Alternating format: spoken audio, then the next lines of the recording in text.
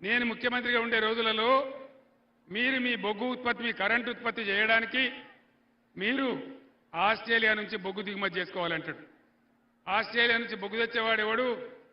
అదాని నరేంద్ర మోడీ తమ్ముడు. అంటే అదాని బొగ్గు కోసం అదానికి మన దగ్గర 4,000 టన్ను దొరికే బొగ్గును అక్కడ 28,000 టన్ను కొనమంటాడు. నేను ఒప్పుకోలే. నేను చెప్పిన నువ్వు ఏం చేసినా సరే, నా ప్రాణం పోయినా సరే నేను ఒప్పుకోను.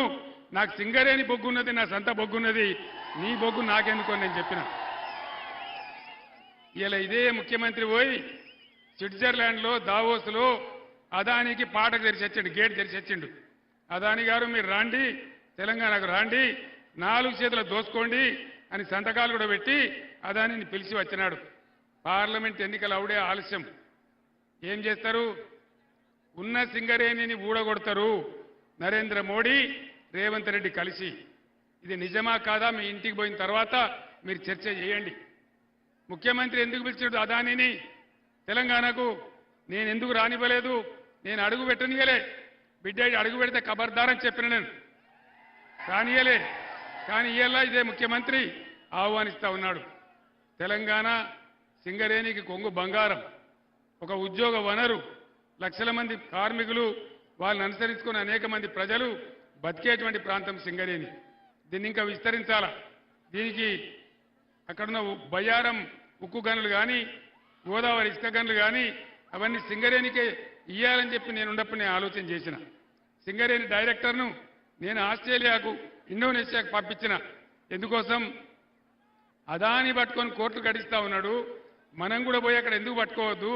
సింగరేణి కంపెనీ ఆస్ట్రేలియాలో, ఇండోనేషియాలో పెట్టమని నేను చెప్పిన. కానీ ఇవాళ అదాని బొగ్గు తీసుకుందామని ఈ ముఖ్యమంత్రి ప్రయత్నం చేస్తూ ఉన్నాడు. ఇది తేడా. రాబోయే రోజులలో ఇంత సింగరేణి ఊడగొట్టి అదానికి అప్పగిస్తే మన కార్మికుల నోట్లో మట్టి, మన ప్రజల నోట్లో మట్టి, మొత్తం సింగరేణి ప్రాంతాలన్నీ కూడా మన బతుకులు బొగ్గయ్యే పరిస్థితి ఉంటుంది. సింగరేణి కార్మికులు ఈ మాటను చైతన్యంతోనే ఆలోచించాలి.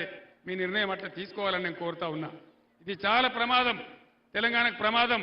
ఇవాళ మీరు పార్లమెంట్లో కనుక బీజేపీనో కాంగ్రెస్నో గెలిపిస్తే నేను కూడా ఏం చెయ్యలేను, నా వల్ల కూడా ఏం కాదు. అదే కొప్పుల ఈశ్వర్ గెలిస్తే, ఈ గడ్డబిడ్డ గెలిస్తే మొత్తం బీఆర్ఎస్ ఎంపీలు పార్లమెంటులో ఎగిరి గంతేసి కొట్లాడి పీక పట్టుకొని బిడ్డ మా సింగరేణి ఎట్లా ముస్తామని చెప్పి కొట్లాడతారు తప్ప సింగరేణి మాత్రం మునిగిపోతుంది. మీ బిడ్డగా ఇలా గోదావరి సెంటర్లో, గోదావరి కన్లో నేను చెప్తా ఉన్నా, మీ కళ్ళ ముందే ఇది జరుగుతుంది. తస్మాత్ జాగ్రత్త అని చెప్పి నేను మీ అందరినీ కోరుతా ఉన్నా.